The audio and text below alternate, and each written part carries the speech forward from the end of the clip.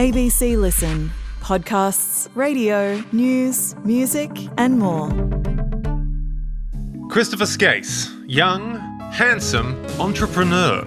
He finds epic success in the 80s. He came with that cowboy energy. He was doing big things. Skase becomes a media mogul. He outbid the legendary Rupert Murdoch. His empire teeters, but he outfoxes them all. I'm Mark Humphreys. Search for ABC Rewind and look for Skase, Fall of a Tycoon on the ABC Listen app or wherever you get your podcasts. When a predator works their way into a child's life, they can get away with it for a long time if they tell the right story. Teacher Kellie Whiteside has been telling stories. She's told 14-year-old Alia they're in a consenting adult relationship. She's told Alia's parents she's supporting their child with schoolwork and their mental health. Her stories have been powerful, but they're also fragile. And if Alia loses faith in them, everything will change. This is episode 3 of The Favourite, a 5-part series from Background Briefing. And a warning, it contains references to sexual abuse and self-harm. Julian Fell has been bringing us a story. Julian, good to see you again. Yeah, hey Tom, it's good to be back. So it's now 2017 and a new school year is starting at Marsden High. How's Alia feeling as the year begins? Well, they've now been at Marsden just a couple of years, and this year's going to be different because despite a fresh complaint from Alia's father about Kellie, she's starting there as a new teacher. Right. Alia doesn't have many close friends at Marsden, and the idea of Kellie being at school every day, it's pretty exciting to them. It's the first day back at school and their mum drops them off. I went straight to the building that she was working in. I knew the staff room that she was put in because she'd already been there for a week. So she told me what classroom was hers, what staff room was hers, what building she was in, everything. Alia's got a spring in their step this year. They're turning 15 and that means they're going to be a senior. She complimented me on how good I looked in my senior outfit. I had a tie and everything. And everything was good. I said hi, we said bye. And again, still just felt really happy about it all. But their happiness, it doesn't last. Alia's still at school that same day when their phone goes off. It's Kellie. She messaged me to say that she had a meeting and they were transferring her to a different school. And I remember feeling so what do you mean? You've only just come here and now it's day one and you're already going to a different school. I'm so confused. Later the same day, Alia remembers being in English class when the principal of Marsden, Andrew Peach, shows up. I was pulled out of class to be told that she was being transferred to a different school. All my friends were like, why is the principal pulling you out of class? The principal does not do that kind of thing. Alia nods along, pretending they don't already know this news. And Alia doesn't recall Mr. Peach actually giving them any reason for Kellie leaving. Just gets told that she's gone. Right. I should say that Andrew Peach actually disputes this. He says he does remember Alia coming up to him in the playground shortly after Kellie was transferred, but he says he did not engage with them. He didn't talk to the student that approached him. Okay. So obviously there are differing accounts of whether this meeting took place. What do we know from Alia about how they reacted when they were told that news? I think above all, it's confusing, right? They've been told that Kellie's going, but they don't really know why. So what did you find out? Did you have you found any answers as to why she was suddenly moved? Well, Alia's dad, Scott, had just gone to Alia's old primary school to complain. So that could be a reason, but it also just could be a coincidence. The reality is we don't really know why she was moved because neither the principal, Mr. Peach, nor the education department responded to our specific questions on the matter. And the department cited privacy reasons for that. So suddenly moved out of school with no explanation and in a single day she's gone, she's left Marsden. What does Alia think happened here? Well, Alia thinks it's their dad's fault because that's what Kellie tells them. She was like, your dad is not happy that I'm here. They're transferring me to a different school. But no one asked Alia any questions. No one tried to find out what was happening at all. No one ever raised any concerns with me about it at all. Okay, so Scott's kind of got what he wanted. Kellie hasn't been sacked, but she's at least been separated from Alia. Yeah, but it's also turned him into a bigger target for Kellie. Because he's not just going to stand around, right? He's not going to let her keep seeing Alia. She was very against him. You should cut your dad off. And unfortunately for him, I listened to her. Once they found out that I was the one that went to the principal about Kellie, they stopped coming to see me altogether. Scott's at a real loss at this point. I wasn't able to parent my child. He's totally cut out of his kid's life. I couldn't do any more. There was no point going to the police. The principals weren't listening. Alia hated me for what I did there. I didn't want to lose my child. I was trying to keep my child safe and trying to keep my child in my life. And the more I tried, the further away she was going from me. Alia's now living full-time with Jackie, who's still trying to stick to that plan of not allowing Kellie and Alia to see each other, which is going pretty terribly itself. When she tried taking Kellie away from me, my mental health just went down the drain. Alia's not in a good place. I was like, if you don't let me see her, like I'm going to kill myself because she's the only person that cares about me and you're going to take that away. Like, what would I have left? After 6 weeks of being separated from Kellie, Alia reaches the end of their tether. They're tired, they're depressed, and they do something pretty dangerous to try and escape it all. Okay, what do they do? Well, it's viewed as a suicide attempt, but Alia says they didn't really mean it like that. Like, that wasn't their intention. And I told a teacher at school, and obviously was then referred to the guidance counsellor, and my mum was called, and they all viewed it as a suicide attempt. Suddenly, Jackie feels like her child's life is in serious danger. She has to make a choice. I made the decision. I regret it, but I made the decision for Alia to continue to be able to see Kellie because,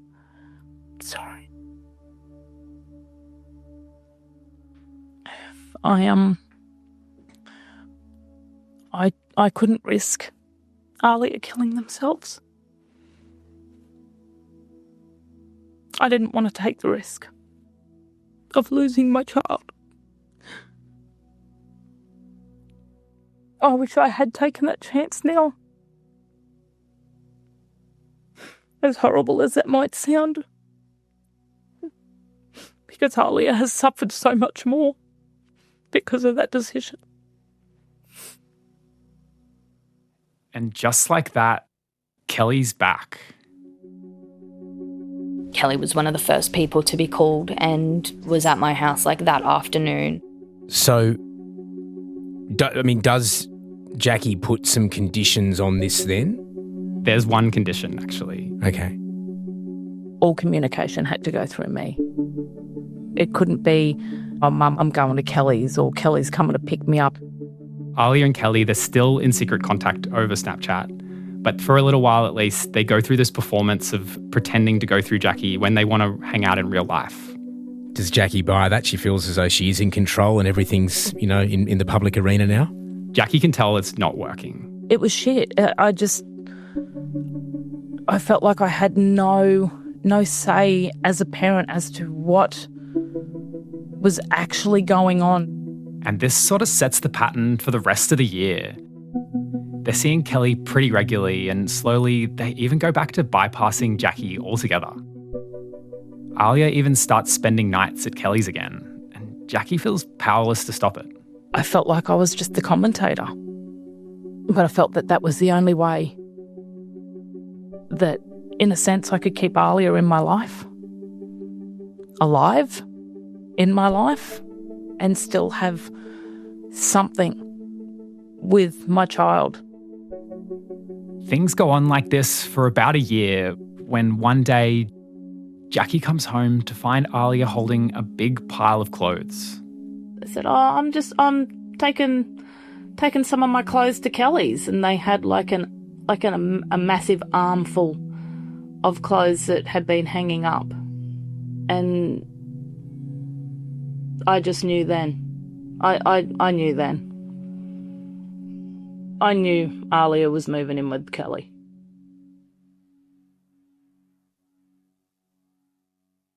Alia's just turned 16 when Jackie finds them with the clothes, and they're already spending most nights at Kellie's. She convinced me that my mum wouldn't care. Like, my mum would be happy to be rid of me and not have to worry about me. I was spending that much time with her that I might as well just move in. So that's what they do. Alia moves in with Kellie. It's a real turning point because Kellie's now got 24/7 access to Alia. There's no more asking for their parents' permission. Over at Kellie's place, I slept on a single mattress on the floor, like of her bedroom that was jammed between like the wall and her bed. and this isn't a secret. All my friends used to make fun of me for sleeping on a mattress on a floor. This includes Shannon, Alia's best friend from primary school. They moved in with Kellie, and I told my mum, and I think she said, "Oh, that's weird. Why are they living together?" I said, "Oh, I think there's family problems probably. I don't want to intrude." Everyone at school pretty much figured out, like all my teachers knew that I was living out of home. A few of the teachers that I spoke to a little bit more about my life knew that I was living with Kellie. But they accept it along similar lines as Shannon and the other kids. The narrative is that Kellie's the saviour. You know, she's protecting Alia from a difficult home life. And it seems like everyone's buying Kellie's story. I mean, does anyone, just listening to this, to me, the red flags seem obvious. Does anyone in possession of this knowledge think that this isn't right? Well, yeah, there actually is someone else looking out for them. Every time we saw Alia, it was Kellie would speak for her. And that's Alia's big brother, Seb. And we were never allowed to speak to Alia without Kellie being right up her ass. Seb's a no-nonsense kind of guy. He's about 10 years older than Alia, and he works fly in, fly out at a bunch of places around North Queensland. When he's back in Brisbane, you often see him wearing a Hawaiian shirt, and he's living with his partner at this point. Right, so he's not in the family home. No, and maybe that's why he's got a different perspective. There's this one time when Alia and their family, they're together at a big gathering just before Christmas, and Kellie really pisses Seb off. I remember we were all sitting there and I went to ask a question and Kellie straight away just shut it down. I can't remember what the question was, but I know that it was bang, like I was trying to talk to Alia and Kellie then spoke for them. And then I was like, okay, cool. My wife went to say something and Kellie spoke for mum. And that's when we were like, well, hold a second, like you're not her mum. What's going on here? So Alia wasn't able to speak for themselves pretty much. And it's not a one-off. She's been turning up at family events for quite a while now. And so Seb does the one thing that no one else has. I can't remember why I made that phone call. He doesn't tell Alia about it. He doesn't tell his parents. My wife was the only person that he knew because she was standing beside me when I did it, and she even went, is this a good idea? Are you sure? And I went, yes. Standing in his kitchen, he picks up the phone and he calls the local police. I want there to be a check done because, you know, what's the harm? What's the harm the police rock up and just go, we just want to check? You know, they can walk in, everyone could have played hunky-dory, it was all sweet, but at least then it was reported that, hey, someone thinks something's suspicious here. But the police never rock up and they never do that check. Alia's over 16 now, they're past the age of consent, and Seb is too late. After the 2 complaints to the principals, it's just another missed opportunity for intervention. Right. Queensland Police say it has no record of this phone call, but Seb and his wife both remember him making it. At this point, Alia's mum Jackie, she's got no idea that Seb's called the police, and she's still trying to hold on to that relationship that she has with Alia. So she organises a family meeting to clear the air over a few arguments. Just sort of be open, be honest, and just put everything out in the open, and then just try and work through everything. Alia's brother Seb comes along too. I was at odds with both of, my sisters at the time, and they were at odds with me because I'm very just sad how it is. And at this family meeting, no topic is off limits. So Seb asks the question that's on everyone's mind. I turned around and asked Alia, is Kellie having a sexual relationship with you? And I remember trying so hard to stay calm and just deny it and move on. This isn't why we're here. But my brother just kept pushing, and then my sister jumped on board, and then she was agreeing with my brother. And so it made me so upset that they just wouldn't believe me, because I then started taking it personally. Like, why do you think I'm lying to you? Like, why don't you believe me? Like, why don't you trust me? And so to cool things off, Jackie steps in and she takes Alia into another room so that they can speak one-on-one. Alia ended up in tears on the floor, crying, saying that she would never let anyone touch her thereafter the first sexual assault that had happened to her. And I took her word for it because I could see how upset she was. I could see it in my mum's face that's when she was like, okay, I believe you. And I hate that is what I had to say to her. But at the time, I honestly believed it. I honestly believed that because I had been sexually assaulted before, that I knew that I wasn't being sexually assaulted then. And now obviously I know that that's not true. But yeah, that's what I had to say to her for her to kind of be like, okay, that's it. We'll drop it. We'll not talk about it anymore. We'll not ask you about it anymore. I believe you. Now when I look back on it, yes, I could see they were upset, but I think it was the fear. As well, the fear of us finding out, of us potentially knowing what was going on. It means that everyone in Alia's family is more or less accepted the situation as it is. Because Alia's not speaking to their dad, Scott, at all. And the rest of the family, they don't want to push after what's happened at this family meeting. That was when I went, well, obviously nothing is happening for Alia to react that way. From there, I kind of took a step back. Alia's still protecting Kellie's secret. But even as their family draws back, other changes in their life are making it harder to hide the truth. By now, Alia's in grade 11, and while their friends are out partying and experimenting with sex, Alia makes up a story about a secret boyfriend, mostly because they want to fit in with their peers. But in their last couple of years of high school, they're chatting to this teacher. We're going to call her Hannah. I thought that they were queer. Turns out they were. So that was a big win for me to be like, okay, I can come and talk to you about this and I don't have to lie and make out that I'm with a boy. Instead of a secret boyfriend, Alia's now telling Hannah they have a secret girlfriend.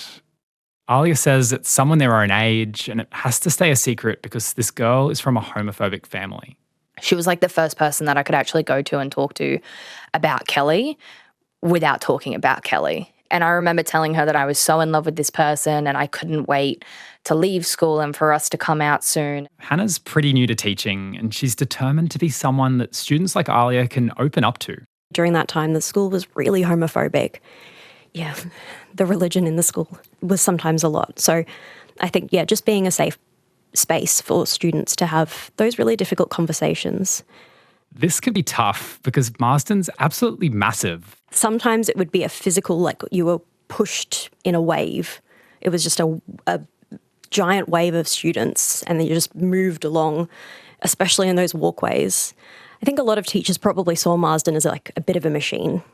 A big school with high turnover. There's so many cogs in the machine and if one breaks or one leaves, they just replace it with another. You either hopped on or you were bulldozed over. In this context, Hannah doesn't see any reason to second-guess the story that Alia's telling her. At the time, you're looking at two young queer girls in love. It's tough, particularly in Logan. So you're not going to say to Alia, you just got to tell that girl to come on out. Alia's finally found someone that they can kind of talk to about Kellie. But the more they go into it with Hannah, the more they have to lie. I think for me, that was kind of what I'm doing is not normal. Because if it was normal, I'd be able to talk about it and I can't. So, yeah. Alia also tells Hannah another story about Kellie. And in this one, they use her real name. Alia started mentioning a close family friend. They did use Kellie by name. So I knew Kellie was the person that Alia was not necessarily living with full time, but definitely spending time with a lot outside of school. At the time, it didn't raise any red flags. Plenty of kids at Marsden live in untraditional family structures. So Alia living with this family friend, it doesn't strike Hannah as strange. So many of that student population were not just living with mum and dad. They had multiple different next of kin and emergency contacts too. So Hannah's hearing about these two important people in Alia's life. There's the secret girlfriend and there's the family friend looking after them. But it doesn't even cross Hannah's mind that they could be the same person. It definitely seemed that Kellie provided some stability because Alia definitely had a tumultuous home life. And so that stability definitely seemed like a good thing. Hannah gets to know Alia better than most people do at this time in their life. She knows about the previous assault. She notices Alia's often angry. But she has no real way of knowing why. It's one of those things as teachers, you really want to make sure that you are protecting students and that if something was happening, you could actually make that report. There's a part of me that does feel complicit for missing the signs. I do, carry just a lot of guilt. Alia had all the signs, and I just thought that it was because of that historic abuse. Looking back, I wish that I had been a little bit more forceful, that anybody that wants you to stay secret. It makes me sick, actually. Once Alia leaves Hannah's classroom, they walk out the gate and straight back into Kellie's bubble, where by now they're completely entrenched in family life. At home, they're basically a co-parent to Kellie's kids. Sometimes they were really happy for me to be there because I would play Minecraft with them and Monopoly with them, and then other times they didn't like me being there because I was also there to discipline them as if I was their step-parent and put them to bed at the right time kind of thing. Alia's only a few years older than Kellie's eldest daughter. They've basically grown up together, and it leaves them in this really confusing situation. Alia goes along to some of their school concerts and choir nights. Then their friends would be like, "Who's that? Is that your sister?" And sometimes they would say yes, and sometimes they would say, "No, it's my mum's friend." And then even then the kids were like, "That's what?" Like, that's a teenager, like, why is your mum friends with a teenager? And so I think it was hard for them. They just don't really know how to describe who this person is in their life. It would be confusing for them. Yeah. But what about the husband? There is a husband in the equation here, Andrew, is that right? What's he making of all of this? Yeah, so Kellie's been divorced from Andrew for years by now. He didn't want to be part of the podcast, but he gave me permission to explain a few things on his behalf. He told me that he'd known something wasn't right from pretty early on.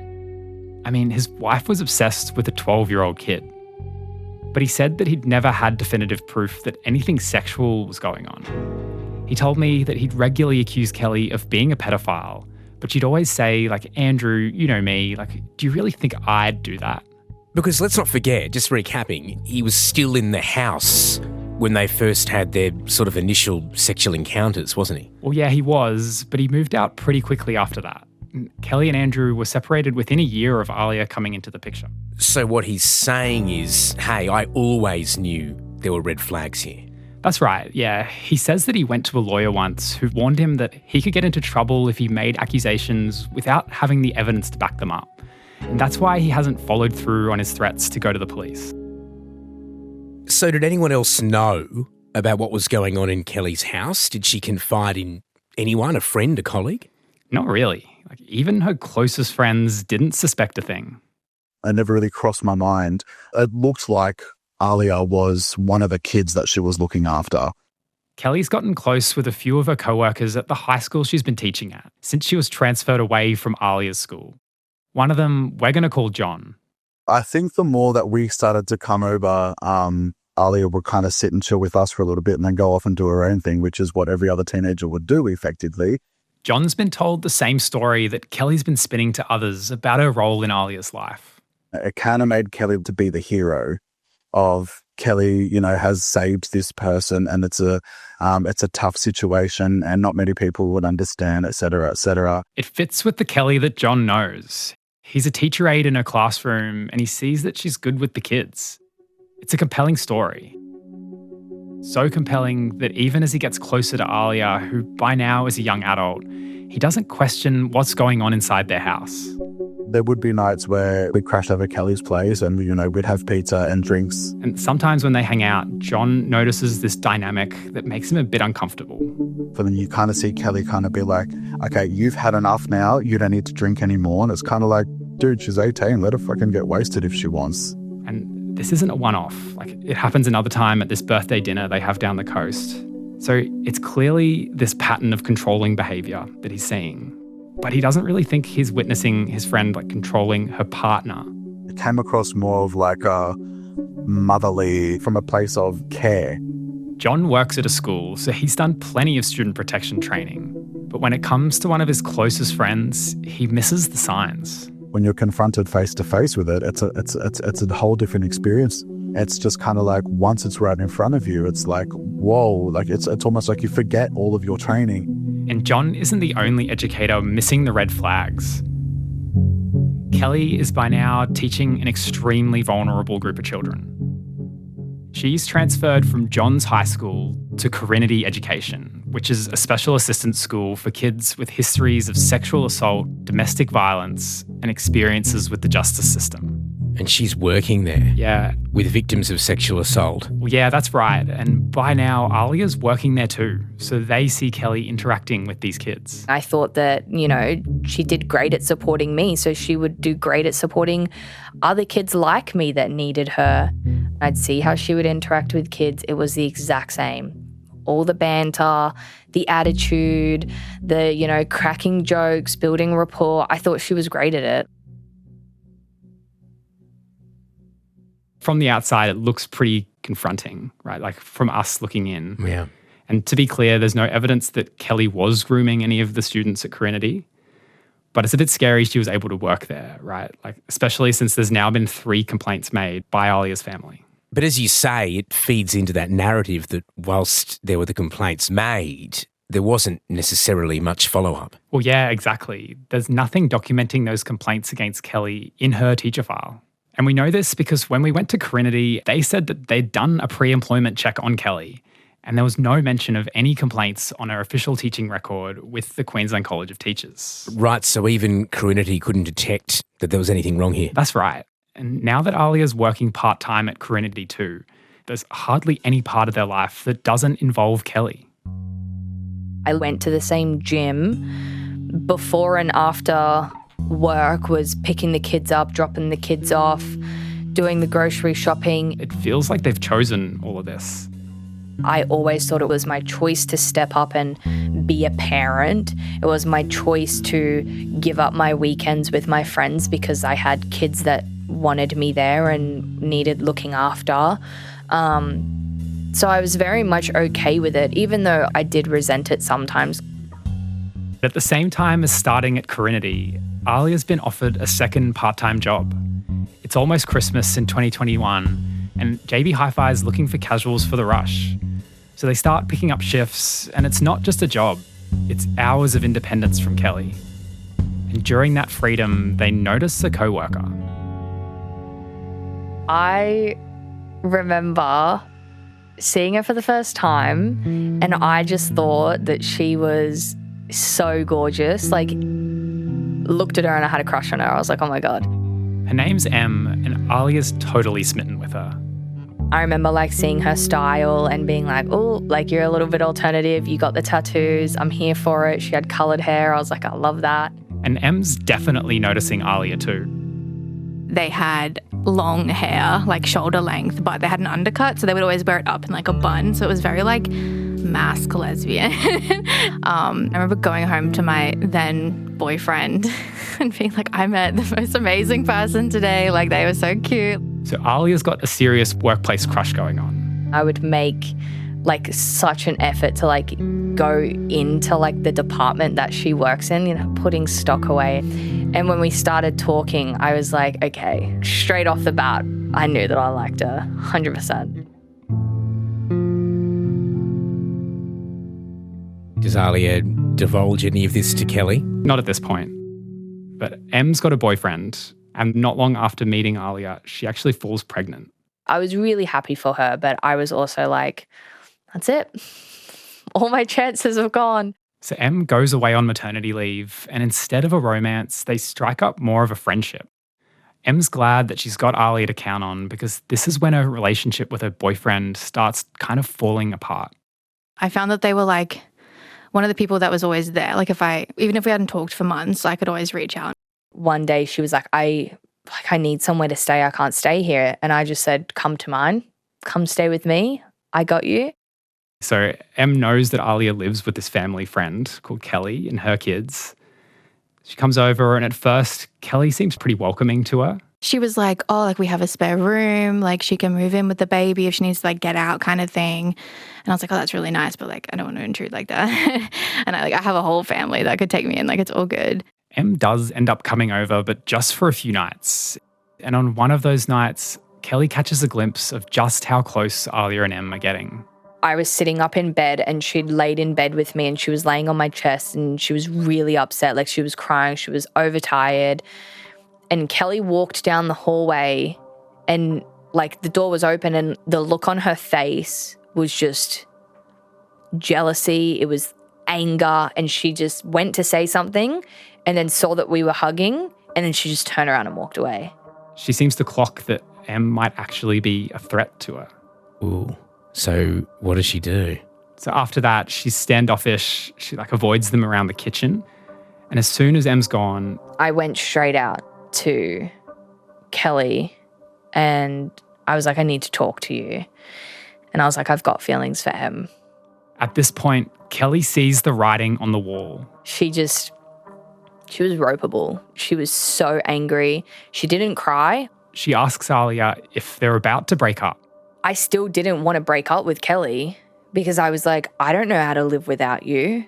They've been with Kellie for 8 years by now, ever since Alia was a kid. Yeah, but they do have these feelings for Em. Yeah, they're having this realization, like for the first time, they don't have to choose Kellie. Like, I can see 2 pathways and I can see me going down this road with Kellie. That's not realistic. I was like, this is not, our families will never accept this. And then all of a sudden, I had this second option with this second person that I actually really wanted and I could see happening and was realistic. Alia and Kellie are arguing pretty much every day now. And then Alia tries to break up with Kellie. Sat down, bawled my eyes out. I can't do this. Like, I can't do this with you anymore. And she begged me to stay with her. She's so desperate that she even stops trying to hide that they're together. She kissed me in public and it was the most uncomfortable, off-guarded like situation that I'd been in. It was so weird. And this was her saying, we're going to come out. Like, if this is what you want to be out, we're going to come out and be in a relationship and everyone's going to know. And I was like, that's not what I want.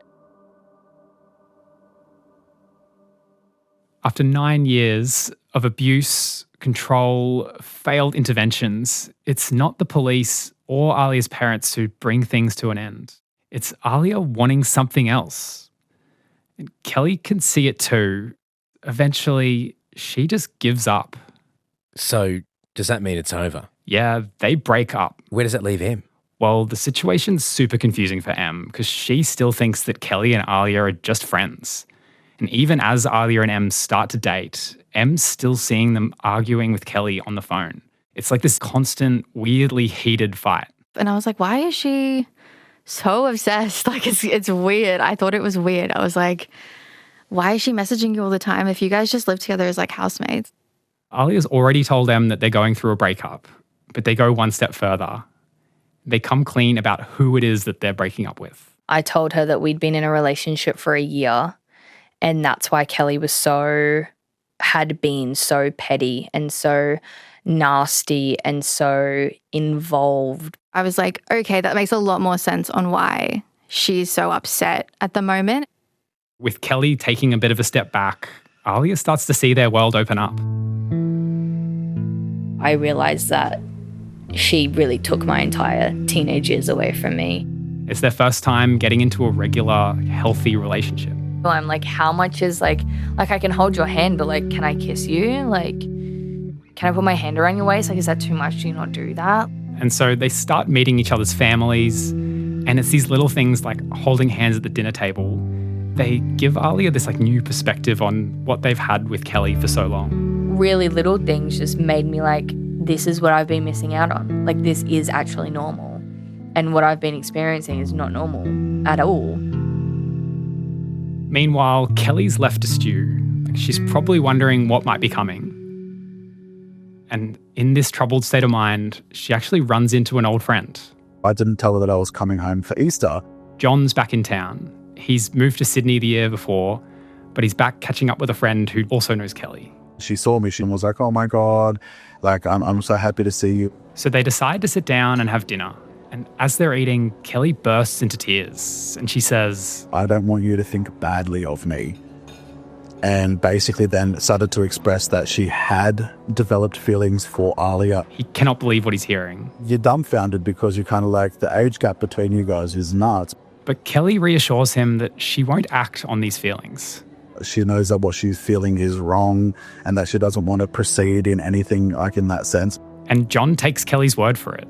You know, he doesn't want to judge her. I think my initial response was, hey, like, sometimes we just can't control how we feel. But I'm relieved that you said that you're not wanting to really have a relationship. So after the dinner, John and his friend, they go back to the car, sitting beside each other, they debrief on that conversation. We were just silent and went, was that weird? And we just kind of looked at each other and went, yeah, like, what the hell was that? That same Easter weekend, Alia and Em have a getaway. It's a massive, massive campground in the bush. And then, there's like this massive dam. So like people take their boats and they take kayaks and jet skis and stuff like that. It's a relaxing break after what's been a pretty stressful period for them both. Em's whole family's there. They're lazing around, reading books and hanging around the campfire. We had my son with me as well. And it was really like nice to get away. They're deep in the Sunshine Coast hinterland, a few hours north of Brisbane. So they're basically off-grid. During the day, everyone was obviously trying to get reception, so there was none. The only time you got reception was like 2 a.m. So Alia and Em get to spend this uninterrupted time together. And then late one night in the tent, Alia makes a pretty big move. What slips out other than I love you? Complete embarrassment. Buried my head in the pillow. They asked me to be their girlfriend. And obviously I was like, of course, duh. And so straight away she goes on Facebook and she updates her relationship status to in a relationship with me. The next morning, Alia's phone has all of these notifications on it.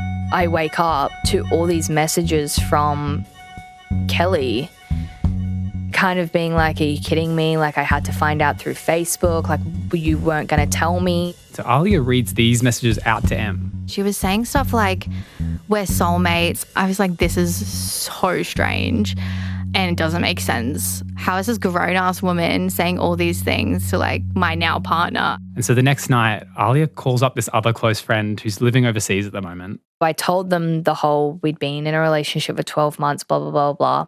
And then they message Kellie, letting them know that they've started telling this half-truth. So I'm reading these messages out to Em as they're happening. I'm like, this is what she's just said to me. And it's pretty clear what's on Kellie's mind. Kellie said that, like, should I be expecting a knock at my door? Are the police coming?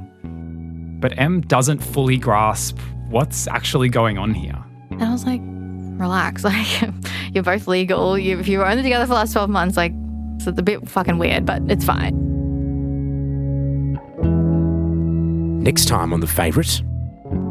I remember saying to her that when the police come, I will try and protect her, but if they push me, I'm going to have to tell the truth.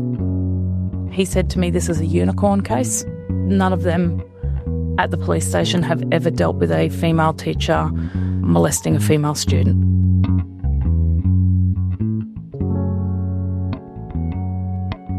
If this story has raised issues for you, you can call the National Violence and Abuse Trauma Counselling and Recovery Service on 1-800-FULL-STOP. That's 1-800-385-578. If you're concerned about your own thoughts or behaviour towards children, you can call Stop It Now Australia on 1-800-01-1800. Calls can be made anonymously.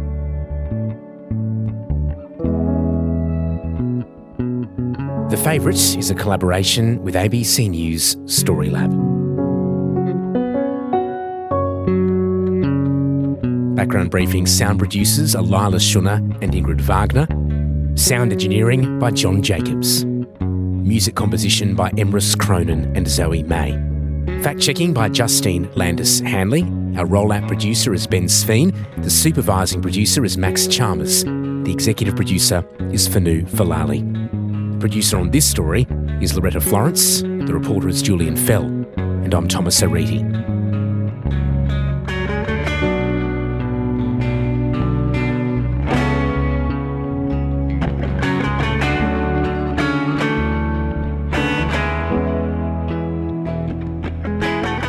listen to the series, search the favourite background briefing on the ABC Listen app. Thanks for listening.